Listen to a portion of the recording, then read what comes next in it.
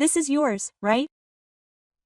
A soft voice came from outside the front door, breaking through the early morning gloom. When I looked up, I saw a girl standing there, completely soaked. Her hair was wet from the rain and stuck to her face, and she didn't want to get it dirty. In her hand was my wallet, which I had dropped on the way back from the convenience store that morning. She clutched it carefully with both hands and trembled slightly. Thinking back, that was where it all began. Yes, that's mine. Thank you. I stared at the girl as she held out the wallet. When I asked her where she had found it, she answered with her head down. It fell under a car in front of the hospital. Her voice was weak, and there were faint tears under her eyes, and her hands were trembling and as cold as ice. Just wait a moment. With that, I ran out the front door. I hurried back with Oru and a blanket in my hands. There was no way I could just leave this situation as it was. My name is Soda. I run a small clinic in this town that I inherited from my father. Community medicine is much more tedious and difficult than I imagined. From the elderly to children and the occasional pet-loving old lady, I was so busy every day that I didn't even have time to raise my own family. I never imagined my life would change like this. Hey, blow your hair with this. I can say it. Yes. When I handed her the towel, she hesitantly blew her face, occasionally glancing at me. There was a hint of caution in her gaze. Can I ask your name? After a brief silence, she answered quietly. Kaharu. I see. Kaharu, huh? Instead of a towel, I gently placed a blanket over her shoulders. At that moment, I felt her body shake slightly. It was just then. Is someone coming, Isan? What the heck, she's just a child. My sister Manami came running into the entrance. What's wrong with this girl? She's soaking wet. I ran up to the girl from behind Manabu, who looked flustered, still holding the towel. I'll take her to the examination room for now. Give me a hand. Saying that, I embraced Kaharu's body. She was surprisingly light. She was so thin that she looked like she might fly away if the wind blew, so I laid her down on the examination bed and took her temperature and pulse. As expected, she had a mild fever. Her nutritional status didn't seem to be good either. There were no noticeable wounds on her body, but there were a few small bruises on her wrists and ankles. Mommy, please bring some water, soup, and some clothes.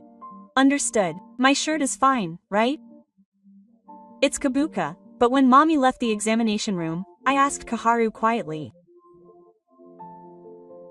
Hey, Kaharu. Where do you live? Kaharu stared at me without saying anything. Her gaze was as if she was measuring something, but she didn't look away or start crying. It was enough that I didn't get an answer. Her solemnity told me all about the situation she was in. I'm home. My mother came in carrying a shopping bag at the entrance. Tofu and vegetables were peeking out from the bag. Mom, this child, she said, Kaharu-chan, and picked up my wallet and brought it back to me. My mother took one look at Kaharu and nodded without saying anything. There was a look on her face that said she already understood everything. Yes. Then let's eat something warm first. Saying that, my mother quickly put on her apron and started heating a pot in the kitchen. I'll add tofu and omelette to the miso soup today. It has a mild flavor, so I'm sure you'll like it. There was no reply, but Kaharu's head moved just a little. Seeing that, my mother smiled slightly. The sound of Kaharu's small slurping echoed softly in the examination room. There was a rule in my house from long ago. Before asking unnecessary questions, fill your stomach first. That was a rule that had been passed down from my father, but it was only temporary. I have to contact the police and home consultation center tomorrow. With these thoughts in my mind, I quietly watched over Kaharu. Brother, this child is too thin. He probably hasn't eaten properly for quite some time. I just nodded and said nothing. But not as a doctor. As an adult. I knew I couldn't just leave her alone. For some reason, I couldn't sleep that night. I listened carefully to see if Kaharu was shivering from the cold in her futon, or crying in her dreams, and looked at the clock several times. I wondered what I could do. As I pondered these things, the sky outside the window began to lighten slightly. The next morning, I called the town's car consultation center. A young female employee answered the phone. Yes.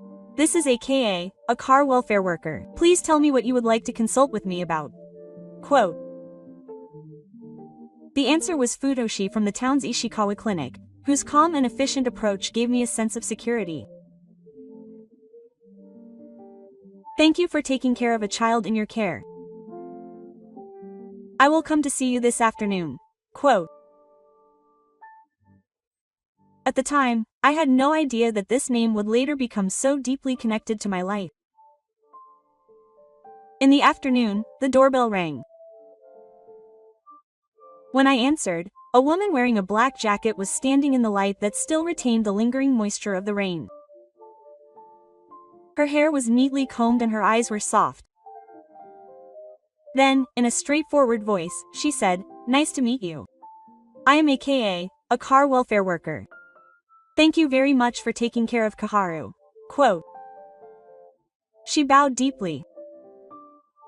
There was a certain strength and kindness in that gesture. No, it was just because I happened to drop my wallet that I noticed it, but she still took action. I'm really grateful for that. In this day and age, there are a lot of people who pretend to see things. I couldn't find any more words to say as she smiled somewhat sadly. We talked in the examination room, sitting around the tea my mother had made. Aha looked Kaharu in the eyes and spoke gently. Hello, Kaharu. I'm AKA. Can I talk to you for a bit? Yes. She nodded slightly. The doctor and the old lady were really worried about Kaharu. She was able to eat. Yes. The miso soup was warm. Yes, that's good. Her smile was so natural and kind that I couldn't help but notice it. After Kaharu fell asleep, AKA and I sat down in a corner of the examination room. I asked her various questions about Kaharu. As far as Atori had researched, it seemed that Kaharu's parents were working as a helper, and there was no food in the house, and they didn't respond when they called out to her.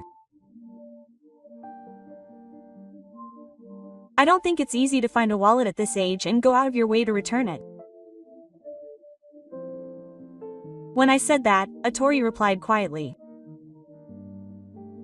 Yes, that's true. I'm sure she wanted someone to find it.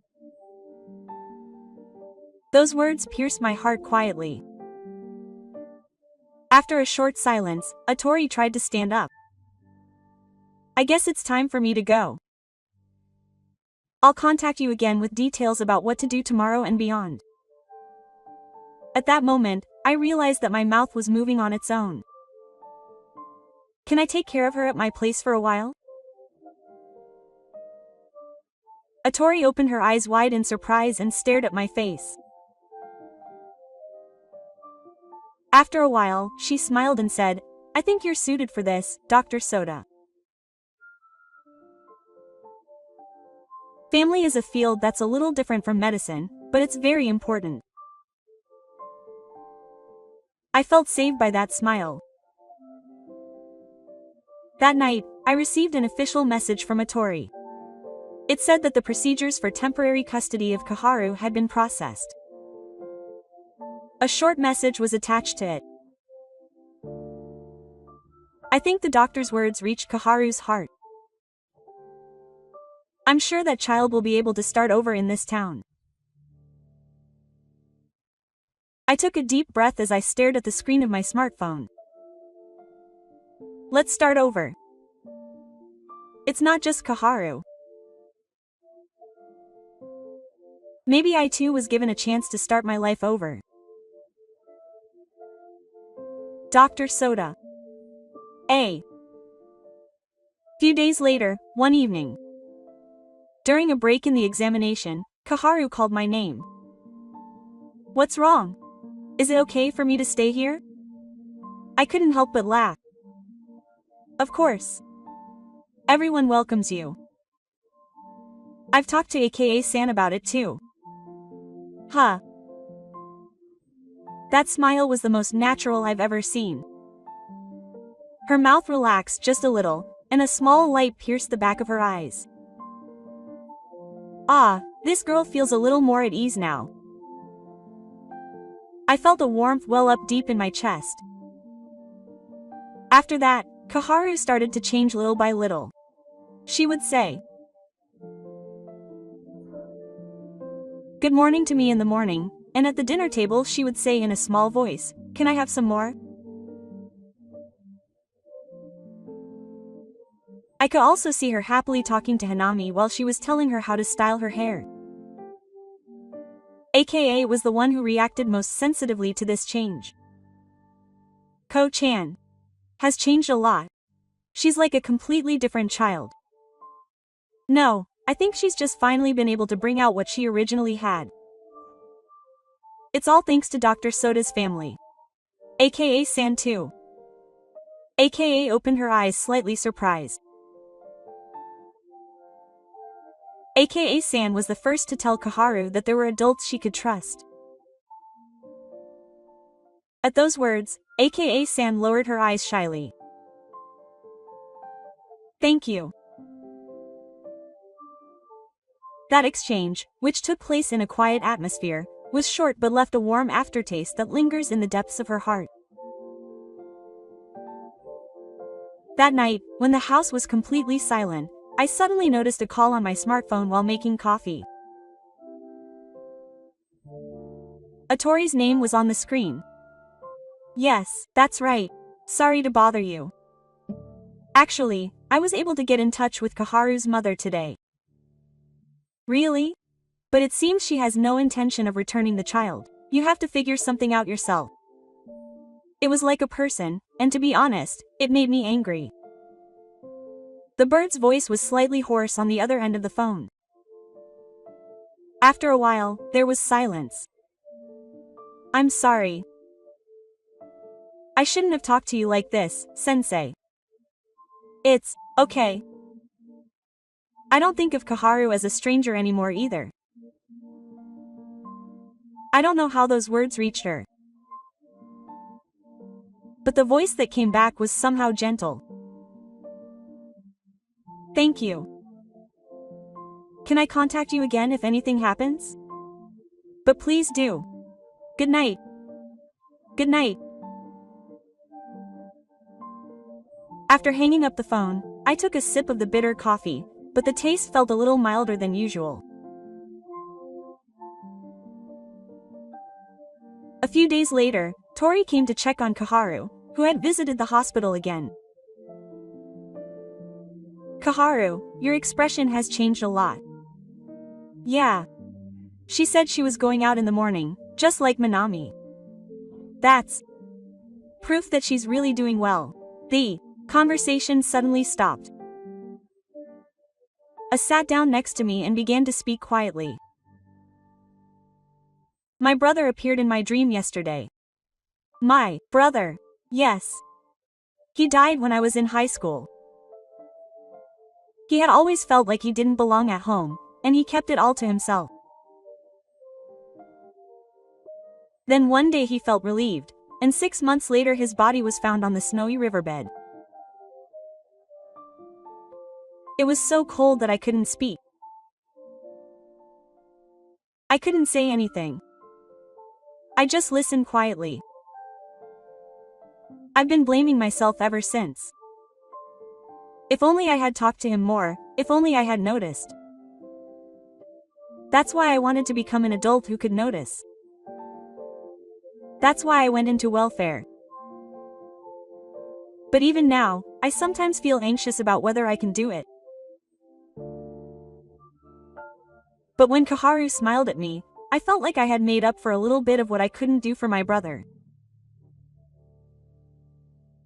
Tears quietly welled up in Atori's eyes. Without making a sound, the tears just rolled down her cheeks. I couldn't put it into words and just sat next to her. That was all I could do at the time. A few days later, during a break in the consultation, I was called by the receptionist. Quote, Dr. Soda. Your family is here. I went out, wondering what was going on, and there stood a middle-aged man in a suit with a slim figure at the entrance. I'm that child's parent. You're doing something you don't want to do. I'm taking her home. Quote. The moment I heard those words, a sense of caution ran through me. His eyes were clouded and his voice was rough. I'm sorry, but she is currently under temporary protection due to an automatic welfare decision. You can't hand her over directly. No way. She's my daughter. Nevertheless, the welfare authorities intervened because the neglect and inappropriate treatment of the daughter was recognized. Just as the man was about to raise his voice even more, Mommy jumped out from the back. There was anger and unwavering strength in her eyes. The man glared at me, but I didn't back down. I immediately called the police. The man reluctantly left the scene, but a bad taste remained in my mouth. I immediately reported the situation to Atori. When I told her how serious the situation was, aka replied that she would go there right away. In the evening, Atori, who had received my report, showed up at the hospital with a worried look on her face. It seems she left right away. But there is a possibility that she will come again. The anxiety was clear on her face. That anxiety was transmitted to all of us. How do you think I should tell Kaharu? I should be honest. She's not running away, she's trying to decide for herself what she wants to do. I want to respect her feelings. I talked to Kaharu that night. Kaharu, your father came to visit today. Huh? She Asked in a small voice. You have to go back. It's not like we're talking about doing anything right away. AKA and I will protect you properly. I don't want to go back. She kept her head down but said those words clearly. Why? It's scary, but I like it here.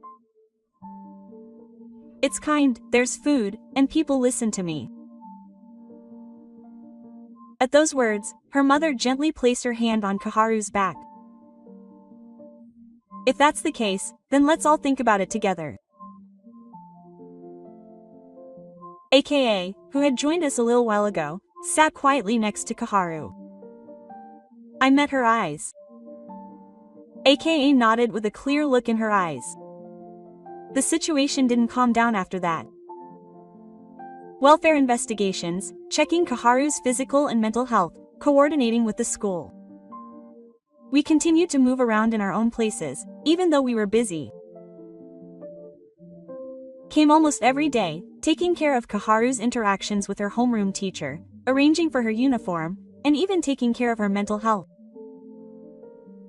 One evening, aka suddenly said as she was leaving. aka, thank you as always. I'm being helped by that child. And to Futoshi, the teacher told me, hey, you're welcome at our house. Those words still remain with me. That's why coming here feels like a place for me too. Ah, I felt a quiet warmth in the depths of my chest once again. One weekend afternoon, Kaharu asked me quietly, Sensei, is it okay for me to be here? But I know I've been bothering you all along. It's not a bother at all. I was at a loss for words as I replied. At that moment, Atori, who was next to me, nodded quietly. It's okay. Let's think about how we can all become a real family from now on. Thank you. Tears welled up in Oharu's eyes. That small voice and the tears shedding solidified our resolve. From then on, Atori carefully gathered materials about support systems and family terminology one by one. Let's proceed with the application before the temporary protection period ends. I'll do my best to provide support. Thank you. I'm also prepared to officially welcome you as a member of the family. At those words, Atori smiled slightly shyly. It was like a proposal.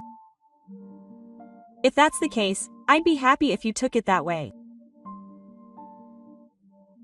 Saying that, Atori muttered quietly while looking down. Idiot. Her cheeks were slightly flushed. After a brief silence, I gently looked at Atori. Atori, will you marry me?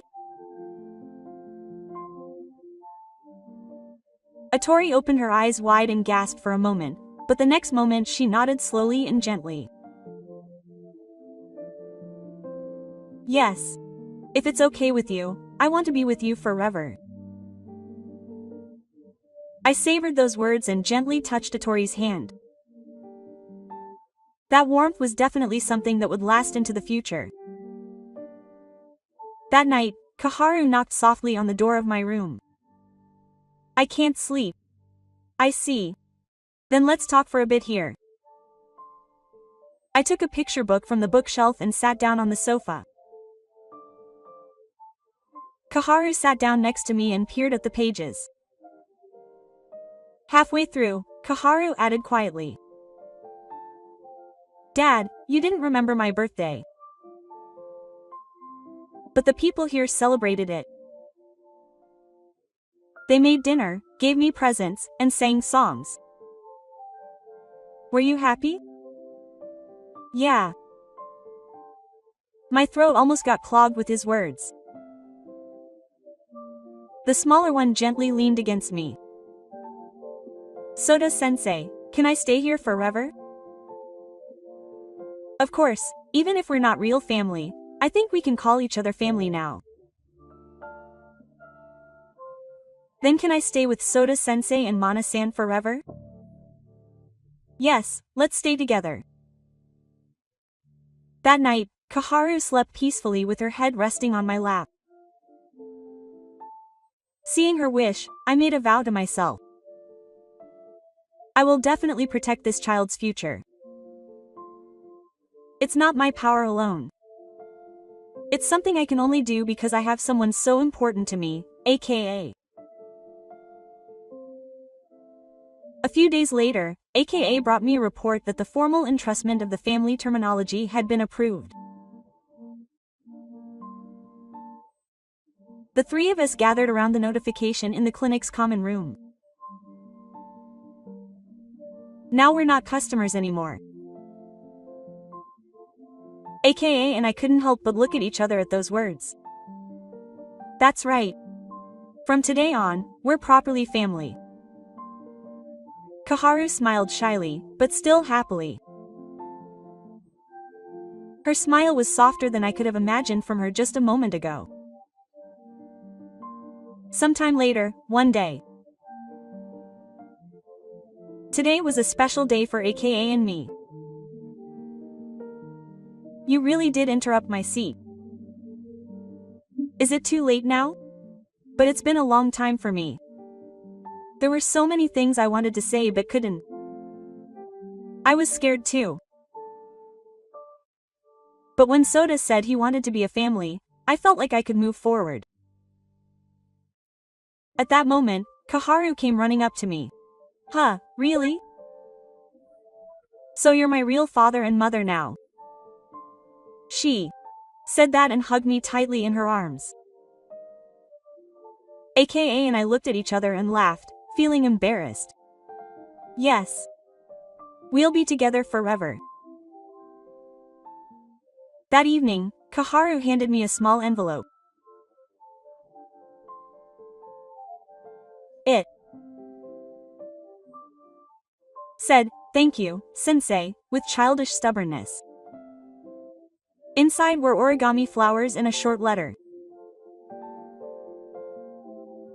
Thank you for everything, Sensei Soda. I'm so glad you and AKA were here. Please stay with me forever. I love you. I couldn't say anything right away. I closed my eyes gently, feeling a tingling sensation in the back of my eyes. Kaharu, yes. We're a real family now. I promise. We'll be together forever. Yes.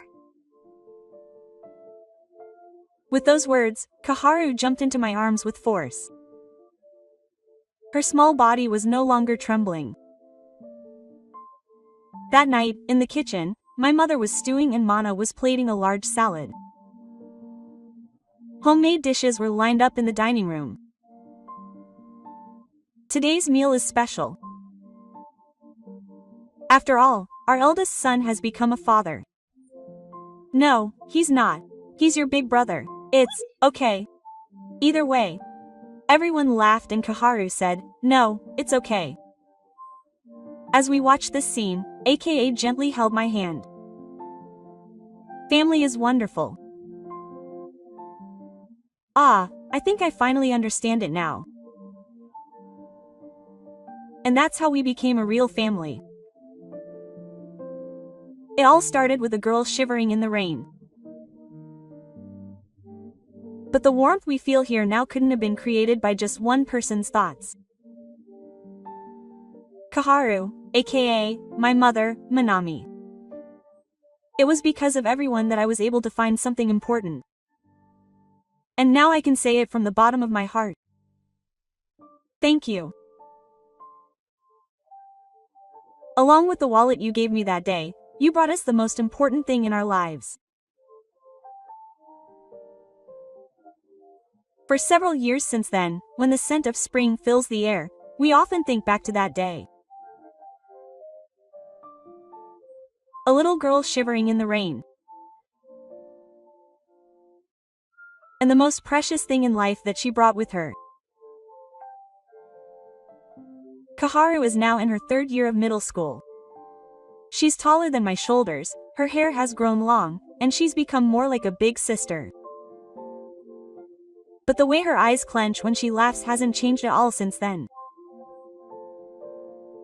It's not teacher, but Dad, are you listening?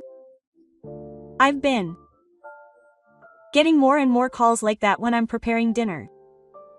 A junior in my club told me that I was the senior I admired, but I don't have that much confidence. The fact that I'm struggling with that means I'm a proper senior. When I say that, Kaharu smiles a little shyly. aka is still busy every day as a welfare worker. But at home, she stands in the kitchen with me as a reliable mother. The girl who came to consult with me today looks just like the old Kaharu. Oh, really? She said goodbye to that girl. I almost started crying. She laughs like this, but Atori's eyes are always straight. I am proud to live next to this man. And we were also blessed with a new life. It was a boy. It was Kaharu who suggested naming him Itsu. Is Itsu written as tree? Apparently, no matter how hard the wind blows, a big tree doesn't fall over. So I wanted him to be a strong and kind boy. I wanted him to be a boy who could put down roots and start over like me. When I heard those words, I couldn't hold back my tears and quietly shed tears. Since Itsu was born, our house has suddenly become lively. We take turns waking up to feed him milk in the middle of the night, staying up late, and laughing together. His daily routine is to knock on the door of the examination room and pop his head in. Dad, what's today's medicine? This is Grandpa with high blood pressure. Don't touch it. Yes. The patients were looking forward to seeing this. That boy has a promising future. No, he's still a mischievous boy. Here was a daily life where we could laugh together. One day, Itsu caused trouble at kindergarten. He pushed a child in his class and made him cry. When I rushed to pick him up, Ichi was waiting at the entrance with red eyes. I'm sorry. AKA looked him in the eye and spoke to him. Tell me what happened. Itsuka started talking bit by bit. His friend said that Kaharu Wanichan wasn't really his big sister, was she? So when I told her that Kaharu was my big sister, she showed up and AKA and I made eye contact right there. It wasn't wrong to get angry. But sometimes you shouldn't lay a hand on someone. I understand. Yeah. But you know, family isn't just about blood. When you decide in your heart that this person is your family, that's what real family is. Yeah. I felt those words seeping straight into his small back. In the spring, Kaharu went to high school and Itsuka became an elementary school student. Ichi, putting on his new school bag, went to Kaharu. Hey, thank you. I got a perfect score on the kanji test. I used the card that you made for me. But you drew a weird face on the back, didn't you? That was to tell you to do your best, big sister. AKA and I watched the two of them chatting away from a little distance away. It feels like a dream. It's not a dream. It's the reality that we've built up. Yes. It's the future we chose. We're here now. As a family that supports each other and keeps walking no matter how stormy the weather gets. This is our story. A new form of family that began with one thank you. And I want to quietly tell you today too. Thank you. We will always cherish the bond and thoughts that you brought us.